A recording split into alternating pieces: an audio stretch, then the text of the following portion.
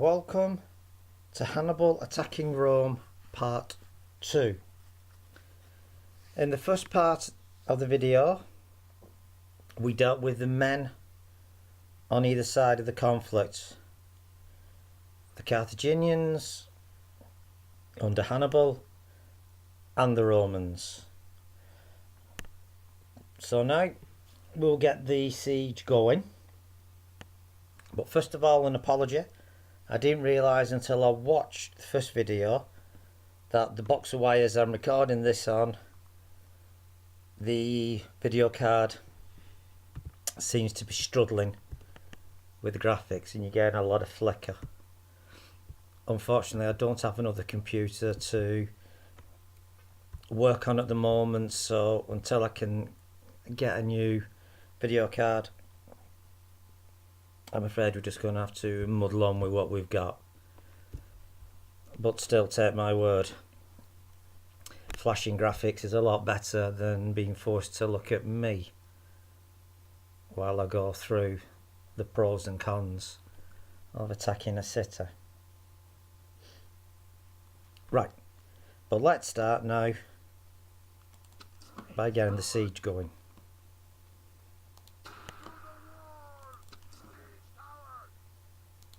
So first of all, I'll just set these siege towers going, and then we can then start to talk about classical sieges.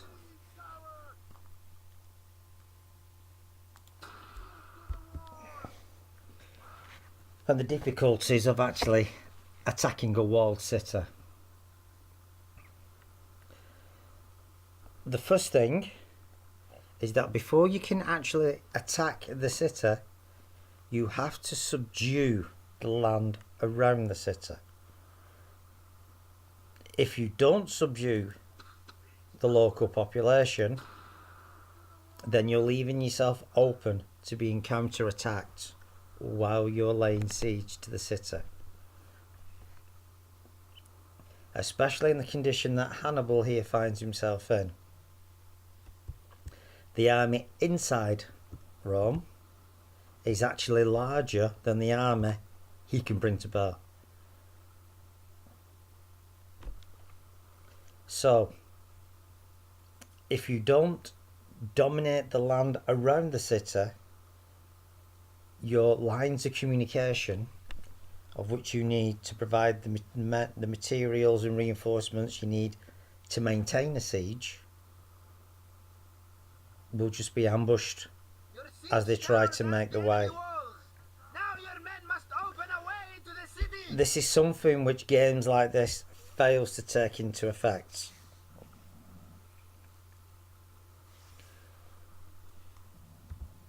The local population has to be subdued, and you have to control the land around the city. The siege towers are at the walls, and our men stand ready to take the city with swords and fire! Now, Scipio achieved this by first of all gaining the Numidians onto his side, and then he subdued all the other smaller cities around Carthage, of which, unlike on Italy, the cities in Africa, like Utica, Carthage had made take down its walls. So the Romans found it easy to hop from city to city, leaving the cities with pro-Roman leaders. So in effect, they found it so easy to subdue North Africa because the cities were undefended. Because they had no walls, the Romans could just simply march in. Whereas Hannibal's problem was every city in Italy was walled. So even if he managed, like he did at Tarentum, to take the city, he never managed to take the citadel. The end result was he couldn't control the harbour. So he couldn't open the harbour, so he couldn't get any supplies in from Carthage. Now, Hannibal was never the leader of Carthage. After the Second Punic War, he became like the chief magistrate and reorganised Carthage, but during this time he wasn't the leader.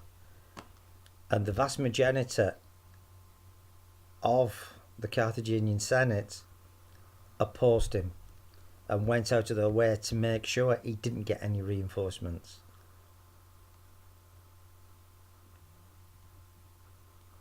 Whereas the Romans, of course, have all the allies to fall back on and all the manpower that comes with them.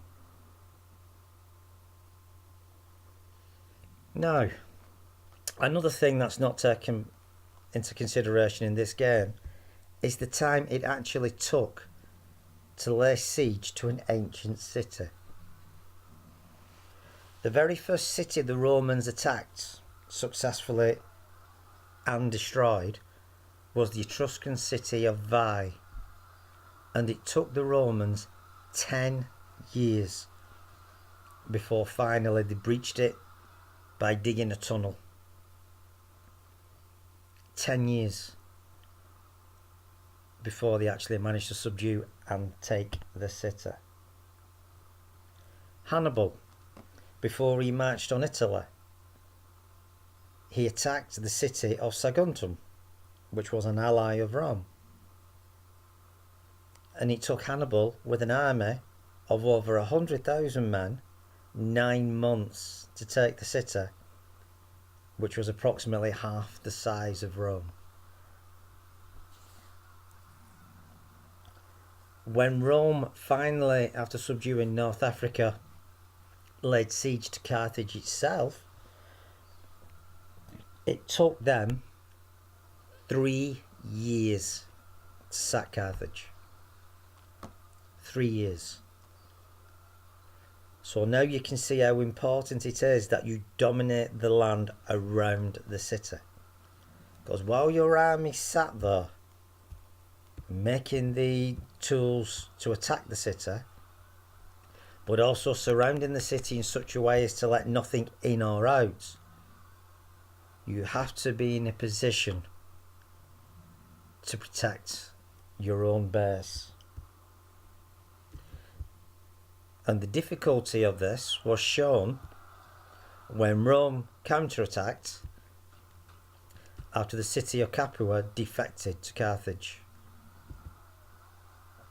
The Romans had to form walls of circumvallation around the city, but they also had to do walls outside their deployment to stop Hannibal from attacking them in the rear.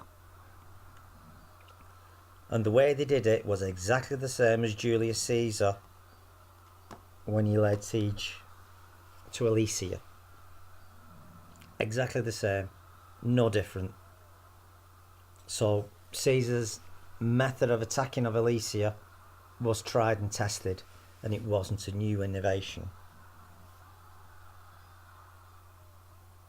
Now the other thing is that when you're besieging a city, the army inside is usually large. So that means the defenders won't just sit on the walls and wait to be got at by the attackers. They sally out. They observe from the walls with a high point the weakness in the defences, and they sally. So the defenders have to be in such numbers as to be able to defend against these sallies when they happen. Which is another thing Hannibal didn't have. His army was just too small. He wouldn't have been able to get his army around the walls of Rome and ensure that if they do sally, they can control them. Now, we have the men on the walls, and now we're starting to slowly push our way through to the gates. Now, the other thing is, even if Hannibal is successful in taking Rome, how does he intend to supply it? Rome is a landlocked city. The nearest supplies is from Utica, which is a port on its own in the Mediterranean. So even if he successfully takes Rome, he then has the problem of supplying Rome. He's occupied it, he's lost men taking it, and he's isolated in the city. Which is exactly the same as King Richard I of England discovered once Salah ud-Din had been beaten and he was in a position to take Jerusalem back in the Crusades. But he realised there was no way he could supply it. So rather than trying to supply it, his method was simply to cut a deal with Salah ud-Din and return to England, because he realised he could not supply the city.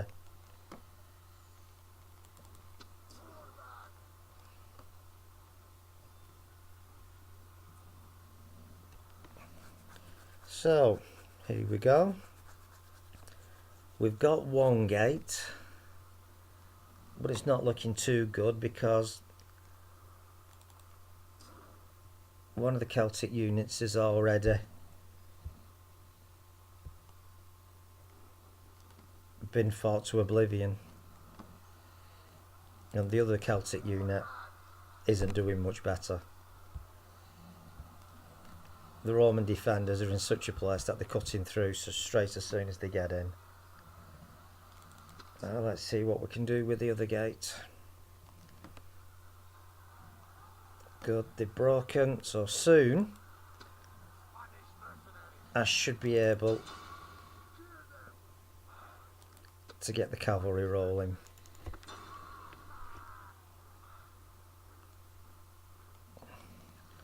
So now I'll get my Numidian foot, Puini infantry to get through the gates in good order. But you can now see the problem already. The Carthaginians are taking heavy casualties in simply taking the walls. And even though the majority of the defenders are city watch, the casualties on the Carthaginians are still too high. And they're struggling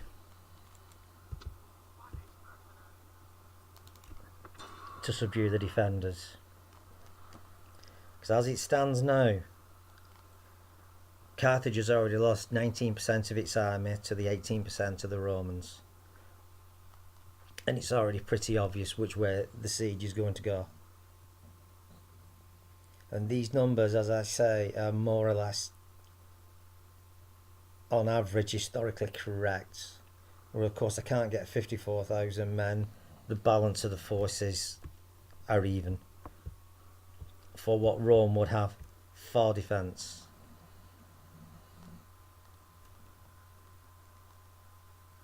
And now my problem is getting the cavalry into the city. It's okay getting them into a position to take the city, but without them gates we can't do anything. And my Spanish troops are broken on both flanks, so up to now it's just the one gate we have.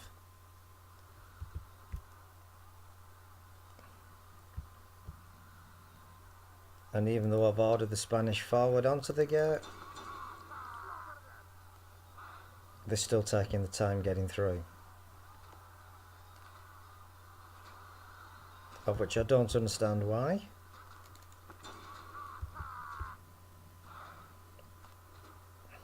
Right, and there we go, we've got it. Unfortunately, it was a glitch in the program, which unfortunately does sometimes happen. So now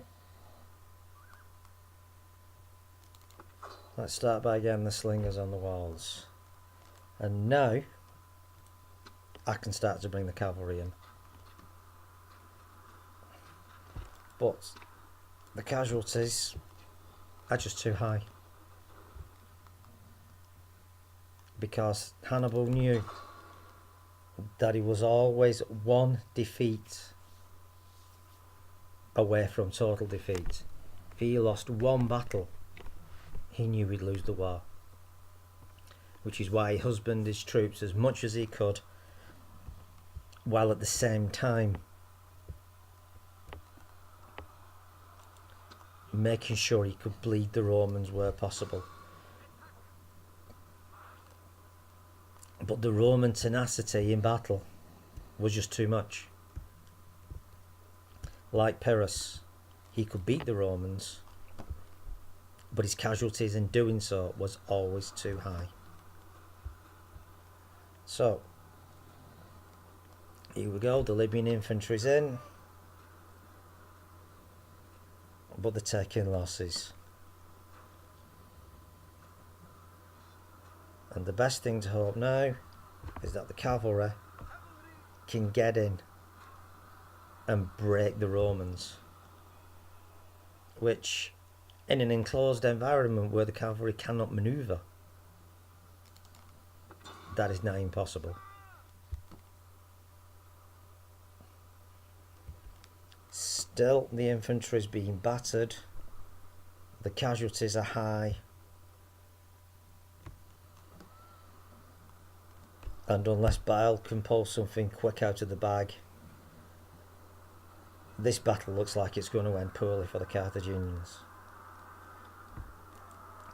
And as I say, all we've got in is a consular armour, a couple of units of Hastati and Principes,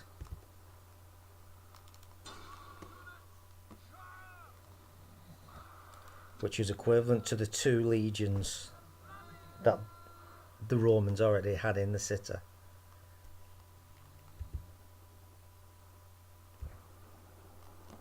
So, at this place, I will end this second video when I think it's becoming pretty obvious that Carthage, even if they do manage to pull a miracle and hold the city and take it from the Romans, the casualties are going to be too high for Hannibal to defend the city. So for now, I'll say thanks for watching. If you've not already watched the first video, it's available still to be seen. And thank you for watching. Click the like button, click the little bell, and hopefully I should have the third video up pretty soon, of which I deal with the ways to win a war and what the Romans would have probably done on the approach of Hannibal. But for now, thank you for watching, and I hope you watch the third video as soon as I put it up. Thank you, and enjoy the rest of your day.